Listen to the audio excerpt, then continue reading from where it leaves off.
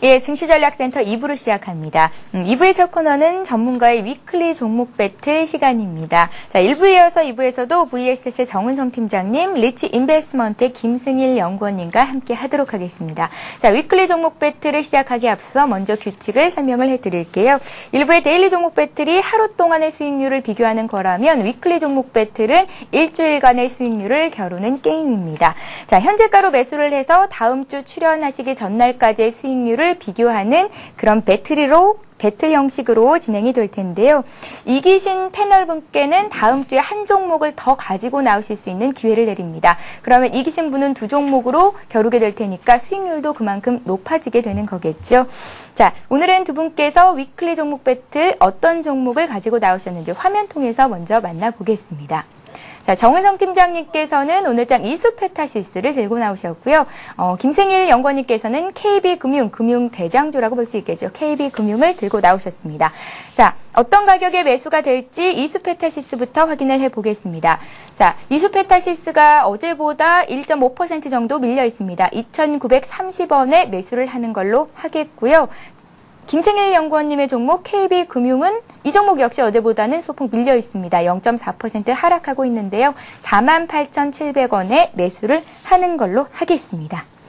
자, 정은성 팀장님께서 갖고 나오신 이수페타시스에 대해서 먼저 들어보겠습니다. 일주일간 수익률이 높을 것이다 라는 생각으로 들고 나오셨을 텐데요. 차트를 보면 급등할 것 같지는 않은데요. 왜 이 종목 들고 나오셨는지 좀 들어볼까요? 이제 뭐 차트 말씀하셨으니까 제가 차트 먼저 말씀해 드리도록 하겠습니다. 그리고 기업 분석도 같이 좀 해주세요. 네. 7월 21일 고점으로 인해가지고 지금 지속적으로 하락이 나타나면서 2,750원대에서 반등이 나타나고 있거든요. 지속적으로 하락이 나타났던 하락 추세가 전환이 됐다고 좀 보시면 될 겁니다. 그래서 지금은 하락 추세 전환 이후에 상승 추세가 좀 기대되고 있는 그런 시점이거든요. 그래서 바닥을 다지고 상승을 할 수 있는 상승, 그러니까 단기적인 상승 초기 국면이라는 점을 감안한다 그런다면은 일주일 동안의 어떤 수익률을 좀 기대해 볼 수 있는 그런 상황이라고 좀 보시면 되는데요. 이 종목 같은 경우에는 이제 뭐 통신 장비라든가 아니면은 전자회로 기판을 생산하는 업체라고 보시면 되는데요. 두 종목 다 전방 산업의 업황 호황이 이어지고 있다라고 보시면 될 겁니다. 아무래도 전기전자 업종 같은 경우에는 경기에 가장 민감하게 움직이는데 최근에 경기 둔화 우려감들이 나타나면서 철퇴를 많이 맞았던 종목들이거든요. 근데 2분기에 사상 최대 실적을 만들어냈고 3분기, 4분기에 대한 실적에 대한 기대감도 좀 연일 좀 강해지고 있는, 즉 사상 최대 실적은 계속해서 경신해 나갈 것으로 기대되고 있기 때문에 지금 현 상황에서는 아무래도 현 주가 대비 상당히 좀 저평가되어 있는 종목으로 좀 보시면 되고요. 그리고 최근에 우리가 좀 통신 장비에도 주목을 해봐야 되는데 최근에 KT를 포함한 SK텔레콤 또는 미국 역시 마찬가지로 계속해서 어떤 통신 장비 확대를 좀 늘려나가면서 이것을 운영할 수 있는 폭을 좀 만들어내고 있고 공격적인 어떤 설비 투자가 단행이 되고 있는 그런 모습들을 감안한다 그런다면은 전자기록 간 수익과 더불어서 통신 장비의 수익성도 계속해서 호전될 가능성이 높다라는 점을 감안한다면은 지금은 하락보다는 상승 쪽에 좀 무게 중심을 좀 나 있지 않냐라고 좀 보시면 되는데요. 일단 수급으로 잠시 한번 살펴보도록 하겠습니다. 주가가 7월 이후에 고점을 형성한 이후에 추세적으로 하락했을 때는 기관 투자자들의 매물이 좀 많이 출회가 됐었거든요. 근데 최근에 기관 투자자들의 매물이 출회가 끝난 상태에서 다시 이제 기관 투자자들의 매수세가 좀 유입되고 있는 상태입니다. 그래서 매도를 하던 기관 투자자들의 매도가 끝이 났고요. 이 기관 투자자들이 다시 매수로 전환이 된 상태면은 수급적으로 안전판을 지금 현 상황에서는 확보를 했다는 가능성이 높다라고 보시면 되거든요. 그래서 그러면서 본다 그런다면은 아무래도 이수페타시스는 위클리 종목으로서는 뭐 최상의 종목이 되지 않을까라고 좀 판단하고 있습니다. 예, 이수페타시스 어떤 기업인지 그리고 주가의 흐름들 살펴봤습니다. 주봉으로 보면은 이제 주가가 이제 바닥을 치고 위쪽으로 방향을 트는 모습을 보이고 있는데요. 이수페타시스 한 주 동안 수익률이 궁금합니다. 목표가, 손절가는 어느 정도 잡아볼까요? 일단 목표가는 단기적으로는 3,250원. 뭐 지금 현 상황으로 본다 그런다면은 약 뭐 10% 정도의 수익이 나지 않을까라고 좀 보고 있고요. 예. 그리고 손절가는 제가 2,750원으로 좀 설정해 드리고 싶은데 2,750원은 5월달의 저점과 더불어서 최근에 주가가 저점에서 지금 바닥을 다지고 반등을 할 수 있는 그 가격대거든요. 근데 만약에 이 부분을 훼손한다 그런다면 주가는 추가적으로 2,250원대까지 좀 하락을 염두에 둘 것을 필요하거든요. 그래서 지금 현 상태에서는 손절가는 2,750원, 목표 주가는 약 3,250원으로 설정하도록 하겠습니다. 예, 이수페타시스에 대한 설명을 들어봤고요. 이번에는 김승일 연구원님께서 들고 나오신 KB금융을 보겠습니다. DTI 규제가 완화되면서 이제 주택대출이 활성화될 것이고 은행 수익이 늘어날 것이다라는 전망이 나오고 있습니다. 이번 주 금통이 이제 금리 결정이 예정돼 있기도 하고요. 앞으로 금융주의 흐름이 어떨지 관심 갖고 계신 분들 많으실 텐데요. KB금융 보겠습니다. 어떤 이유로 들고 나오셨나요? 네, 들고 온 이유는 2분기 실적이 은행주가 굉장히 좋지 못했었기 때문에 향후에는 실적 개선 속도가 굉장히 가파라질 것이다 라는 이런 기대감 때문에 동종목을 좀 가지고 왔었습니다. 그동안 은행주들이 힘을 못 썼던 그런 이유가 부동산 PF 대출에 대한 그런 우려감이 좀 있었고요. 가계 대출에 대한 그런 리스크, 그리고 뭐 기업의 구조 조정에 대한 그런 부분이 좀 있었습니다. 최근에 주가가 1800선 언저리까지 올라와 주었음에도 불구하고 다소 동종목이 좀 주춤을 하고 있는 요인 중에 하나가 PF 대출에 대한 재평가 부분이 또다시 불거지지 않을까라는 그런 우려감이 좀 있었습니다. 즉 대성 충당금을 미리 확보해 두었음에도 불구하고 이런 충당금을 더 쌓아야 되지 않을까라는 그런 우려감이 주가의 발목을 좀 잡아두고 있는데요. 이러한 우려감은 이미 금융권들은 이미 보수적으로 굉장히 크게 좀 잡아있기 때문에 이러한 부분에 대해서 크게 염려를 하지 않아도 될 것 같고요. 앞서서 미국의 그런 경기 지표에 대해서 어느 정도 발목을 잡히면서 더블딥에 대한 그런 우려감이 계속해서 좀 불거졌었던 그런 측면이 있었습니다. 그러면서 금리 인상에 대한 그런 시기가 또다시 좀 늦춰지지 않을까라는 우려감 때문에 주가가 약간 약세의 모습을 좀 보여주었는데 최근에 대외 변수에서 굉장히 빠른 속도로 좀 호전이 이어지고 있고요. 여러 가지 대외 변수에서 이런 부분에서 좀 긍정적인 모습이 찾아가고 있기 때문에 금리 인상에 대한 그런 발언에 대한 그런 긍정적인 이슈가 또다시 나타나 줄 수 있을 것으로 판단이 들고 있습니다. 그래서 동종목에 대해서 약간 시간에 투자를 하신다라면 지금이 거의 중기적인 저점이 아닐까라는 그런 기대감을 좀 가지게 하는 그런 부분입니다. 자, 기술적으로 한번 살펴보도록 하겠습니다. 동종목 같은 경우에는 지난 64,100원의 그런 고점을 형성한 이후에 충분한 가격 조정과 기간 조정을 좀 보여주고 있습니다. 최근에 어떤 5일선 사이에서 남겨져 있는 60일선과 20일선 사이에서의 그런 매물을 적극적으로 좀 소화해주고 있는 그런 눌림목의 자리로 판단이 들고 있기 때문에 지금 가격권 정도에서는 충분히 좀 매수가 가능해 보이고요. 단기적으로 한 52,000원, 약간 시간에 투자를 하신다라면 한 55,000원 정도까지 추가적인 반등이 가능해 보이는 그런 종목으로 말씀을 좀 드리고 싶고, 손절 라인은 마이너스 2%로 설정을 하고 여러분들께 관심 종목으로 말씀을 드리겠습니다. 예, 마이너스 2% 정도면 화면통에 만남은 48,500원 선이 맞을까요? 한 48,000원으로 바라보시면 될 것 같습니다. 예, 한 48,000원 정도로 손절가로 주시겠고, 목표가는 55,000원 말씀하신 거 맞으시죠? 52,000원에서 약간 더 시간에 투자를 하시면 한 55,000원 정도까지. 예, 52,000원에서 55,000원까지 목표가를 설정해 볼 수 있겠다. 함께 따라 하시는 분들이 있기 때문에 손절가는 좀 정확히 말씀해 주시는 게 좋거든요. 네. 예, 48,000원 8,000원. 정확히 하겠습니다. 손절가는 48,000원 말씀을 하셨습니다. 자, 이렇게 해서 정은성 팀장님의 이수페타시스와 김생일 연구원님의 KB금융까지 들어봤는데요. 먼저 김생일 연구원님께 여쭐게요. 정은성 팀장님의 이수페타시스 일주일간 수익률이 괜찮을지 그렇게 보시나요? 이수페타시스 예. 한번 살펴보도록 하겠습니다. 동종목 같은 경우에는 정말 올해 사상 최고의 종목이 되지 않을까라는 그런 기대감을 좀 가지게 하는 부분입니다. 왜냐하면은 이 종목이 사실 이렇게 좀 단기간에 많이 빠졌었던 요인이 하나 있습니다. 이 회사의 가장 주력 매출처인 시스코사가 실적이 다소 좀 주춤하면서 그러한 우려감이 이 종목에 대한 그런 판매 단가 이런 압력으로 이어지지 않을까라는 그런 우려감이 좀 있었고요. 그리고 여타 반도체 장비나 이런 통신 장비주들이 다소 좋지 못한 흐름을 보여주면서 함께 연동되는 흐름을 좀 보여주었었는데요. 최근에 어떤 KT와 SK텔레콤에서의 그런 무선 트래픽의 증가가 계속해서 좀 부각이 되고 있기 때문에 이런 무선 트래픽 증가에 대한 수혜주로 계속해서 부각이 될 수가 있는 종목이고요.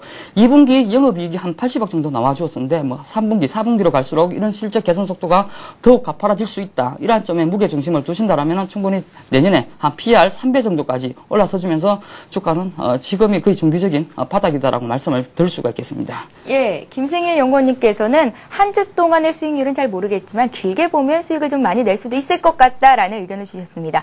그래서 결론적으로는 KB금융이 더 잘 갈 것 같다라는 생각으로 좀 읽히거든요. 네. 어떻게 보세요? KB금융. 한 주 동안 수익이 굉장할까요?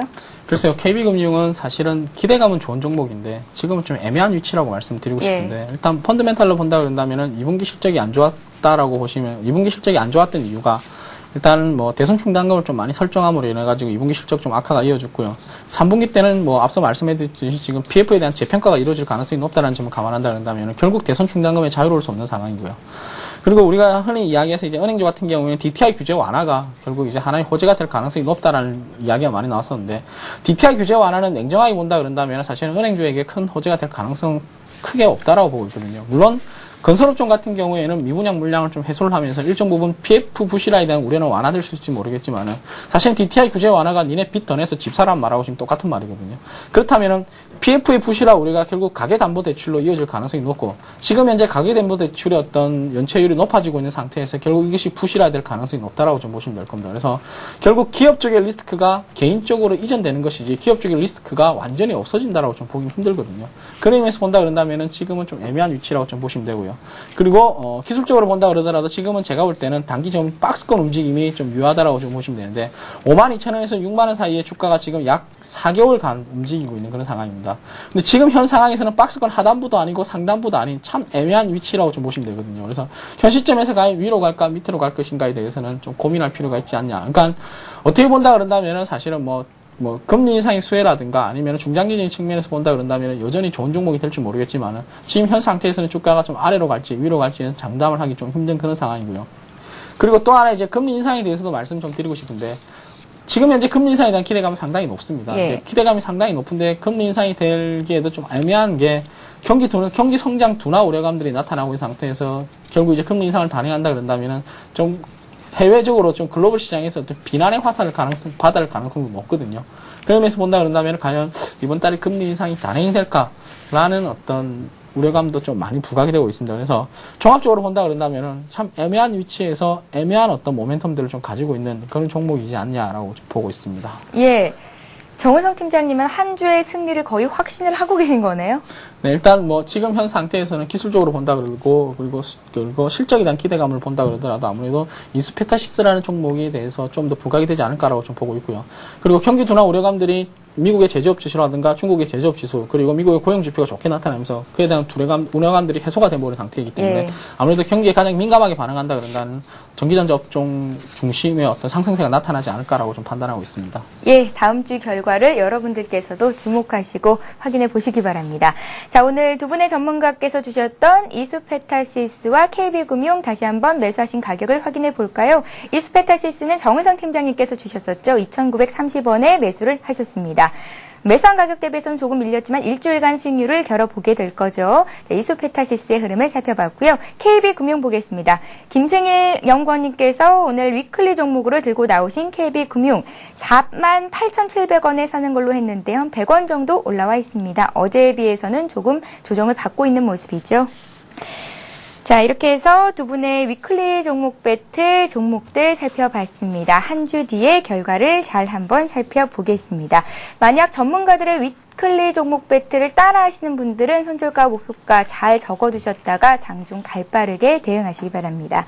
자, 이번 시간에 시청자 여러분들의 종목을 상담해 드리는 시간이죠. 스타 Q&A 시간을 함께합니다.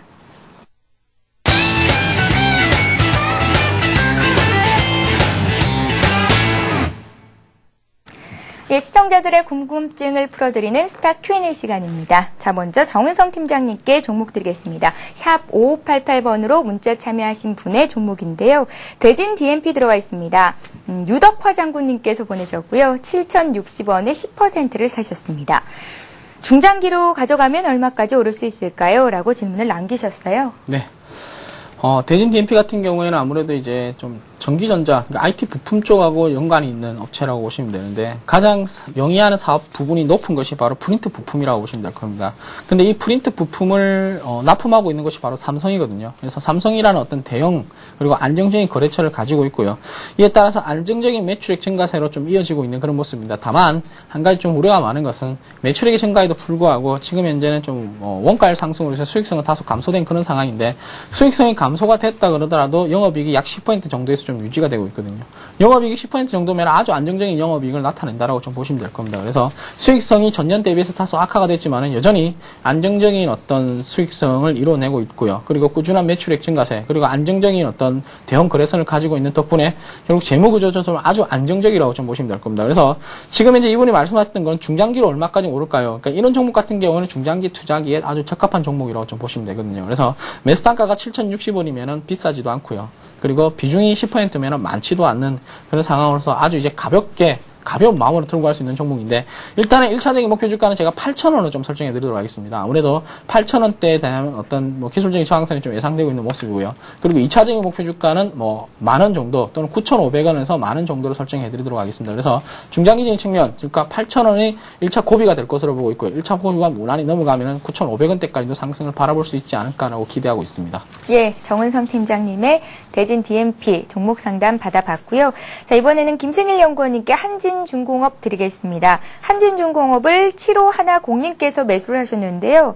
31,000원에 15% 갖고 계십니다. 1년 동안 들고 계셨다고 합니다. 매도가 좀 알려주세요 하셨는데 굉장히 오래 잘 들고 계셨네요. 이 종목의 현재 위치에 대해서 굉장히 좀 애매하게 보입니다. 예. 우선 여타 중공업주들을 굉장히 좀 견조한 흐름을 나타내주고 있습니다. 최근에 어떤 뭐 삼성중공업 같은 경우에는 뭐 해양플랜트 쪽으로의 그런 모멘텀이 좀 부각되면서 굉장히 좀 견조하고요. 현대미포조선 뭐 자산에 대한 그런 가치 부각, 그 다음에 현대중공업 굉장히 견조한 추세를 유지를 해나가고 있는데 유독 이 한진중공업만 오늘 보니까 단기 추세가 약간 훼손되고 있는 것 같습니다. 우선 이 한진중공업 같은 경우에는 여타 그 중공업에 비해서 한 가지 좀 아쉬운 점이 있는데 일단 다른 조선소와는 달리 이게 선수금보다는 그 매출 채권의 그런 비중이 좀 높은 회사입니다. 그래서 다소 현금 흐름이 불리한 그런 구조를 나타낼 수가 있고요. 그런 부분이 계속 주가에서 상승을 하는데 일정 부분 지혜를 해나갈 수가 있는 그런 것으로 좀 판단이 들고 있습니다. 물론 긍정적인 이슈도 있습니다. 컨테이너선 쪽으로의 그런 호조가 계속해서 이어지고 있고요. 자회사인 그런 필리핀 쪽 수빅 조선소에서의 그런 실적 개선세가 어느 정도는 좀 받쳐지고 있는 그런 상황입니다.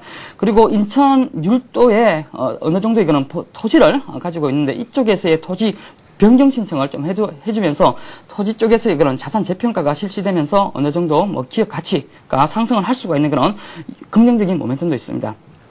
다만 그럼에도 불구하고 본업에서 아직까지 실적 개선 속도가 제대로 받쳐주지 못하고 있는 종목이기 때문에 여타 종목군들, 여타 그런 같은 업종에 있는 그런 종목군들에 비해서는 다소 상승 탄력이 좀 둔화될 수밖에 없는 그런 종목인 것 같습니다. 그래서 지금은 어렵더라도 한 27,000원 정도를 일단 로스컷으로 좀 설정을 하시고요. 약간 주가가 반등할 때마다 매수를 하셨던 한 31,000원, 3만원을 넘어가면 계속해서 비중 축소 이후에 여타 종목으로의 교체 매매가 좀 더 적절할 것 같은 그런 종목입니다. 예, 알겠습니다. 이렇게 해서 2부 종목 상담 시간 여기서 마치겠습니다. 지금까지 VSS 정은성 팀장님, 리치 인베스트먼트의 김승일 연구원님과 함께했습니다. 다음 주 이 시간 위클리 종목 배틀 결과 기대 많이 해주시기 바랍니다. 오늘 수고하셨습니다. 고맙습니다. 예, 이어지는 3부에서는 여러분들의 종목을 아주 친절하게 상담을 해드립니다. 아주 친절한 종목 상담 시간이 기다리고 있는데요. 샵 5588번으로 지금 문자 참여 많은 분들께서 신청을 해주고 계십니다. 오늘 들어온 종목들 다 상담해 드리도록 하겠고요. 만약 다 못하면 내일 증시전략센터 시간에도 상담해 드릴 테니까요. 여러분들의 많은 참여를 부탁드립니다. 저희는 잠시 뒤 3부에서 뵙겠습니다. 고맙습니다. 수고하셨습니다.